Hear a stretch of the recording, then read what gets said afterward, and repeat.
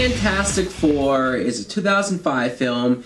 It's obviously based on the characters from Marvel. Now, this movie is directed by Tim Story, and the plot is we see Reed Richards, who is this smart scientist, but he's bankrupt. So he goes to Victor Von Doom. To our future.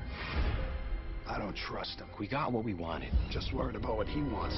And he proposes this business plan to go out in space and explore something or another. While they're out there, the team gets exposed to this radiation cloud, and it gives them all different types of power.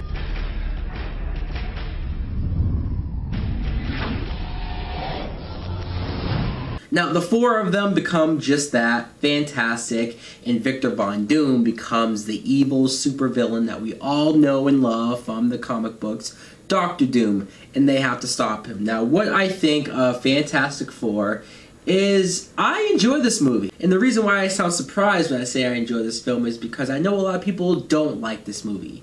And I don't really understand why. Maybe it's because of the sequel. A lot of people don't like the sequel that came after this, so therefore it just gives this movie a bad rap. First of all, you have Ian Gruffudd as Reed Richards, Mr. Fantastic. I do enjoy the scenes with him where you see that he's so into his work that he doesn't even pay attention to Sue Storm. That's gross. But that brings me to Sue Storm, who's played by Jessica Alba. Jessica Alba, I don't really dislike her as an actress, but I do think she's the only one in this cast that doesn't really work. I can't really buy her as Sue Storm, but also maybe it's not her fault because Sue isn't really written all that well. All she does in here is, like you see at the beginning, she has a past backstory with Reed where they used to date, but they're not dating anymore. She didn't get the attention she wanted from him. She's kind of with Victor Von Doom, which I found interesting because he's proposing to her. But then she spends the whole movie trying to gain Reed's attention, and she's kind of being immature in a lot of scenes. And I feel like if you just had this happen to you out in space, and now you're dealing with all these crazy type of powers, this whole back and forth on whether you're going to get with Reed should be one of the last things on your mind. He's heating up from his core. You don't want to walk around on fire for the rest of your life, do you? Is that a trick question? Chris Evans as Johnny Storm. I really like Chris Evans as his character. He's like the scenes where he's pulling practical pranks on Ben, or just how naturally charismatic he is, how funny he is. Like the scene at the beginning where he's with Maria Menounos and they're skiing, and that's actually where you see him get set on fire for the first time.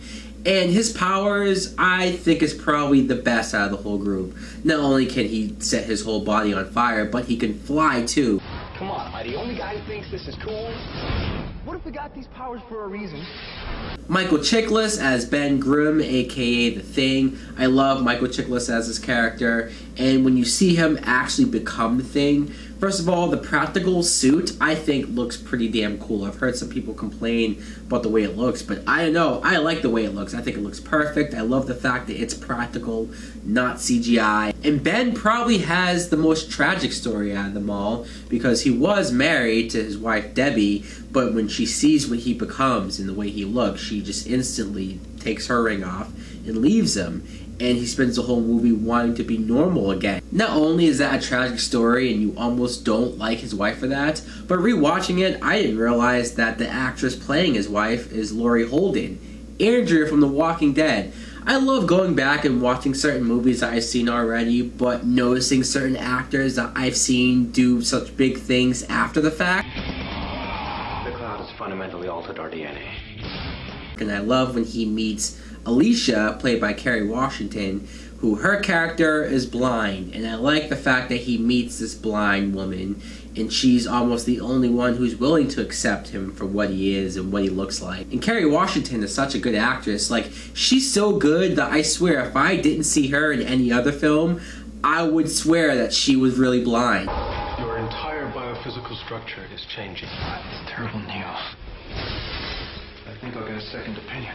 That brings me to the main villain, Victor Von Doom, played by Julian McMahon. I like Julian as Victor Von Doom, and I kind of like the change, the idea that he was with them on the ship when they got infected by that cloud radiation. Now, because this is Victor Von Doom's origin as becoming a villain, you don't probably get as much of Victor Von Doom as Dr. Doom as you want.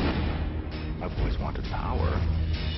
But you do get some evil moments with him, like the one scene where he goes to one of his board members and he uses electricity to legit burn a hole through the guy's chest. I'm like, holy fuck, is this movie PG-13? Speaking of that, this is the extended version of this film where you see almost a half hour of more footage added into it.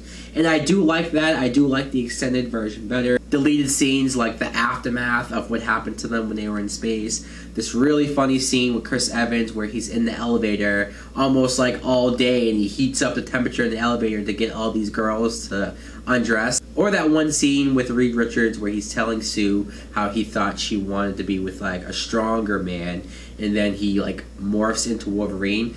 I don't really care for that scene, not only because him turning his face into Wolverine, like, his power is rubber and stretching his body. He shouldn't be able to morph his face to look like Wolverine. And two, the Wolverine reference is like, alright, the only reason why you're doing that is because this is 20th Century Fox and you guys own the X-Men, right? Don't even think about it. Never do.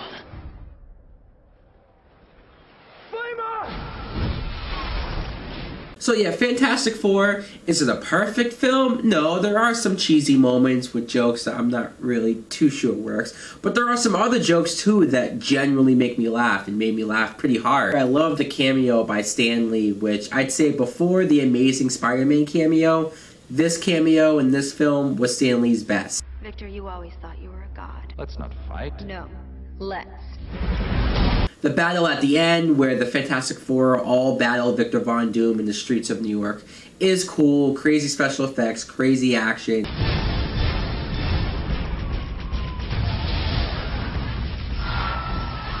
Even though I don't understand Dr. Doom's plan or what he wants to accomplish, I get the fact that he's just now realized how powerful he is and some of the stuff he can do, so maybe he just loses his mind.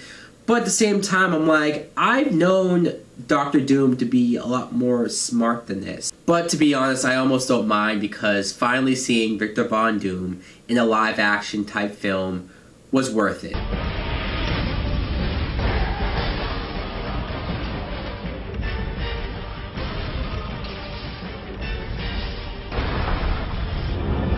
Is it the best Marvel superhero film we've ever seen? No, but does it feel like a Fantastic Four movie? To me, it does.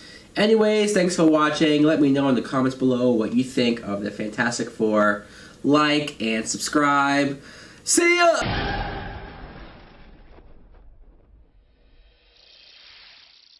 Oh, you're hot. Why, thank you. So are you.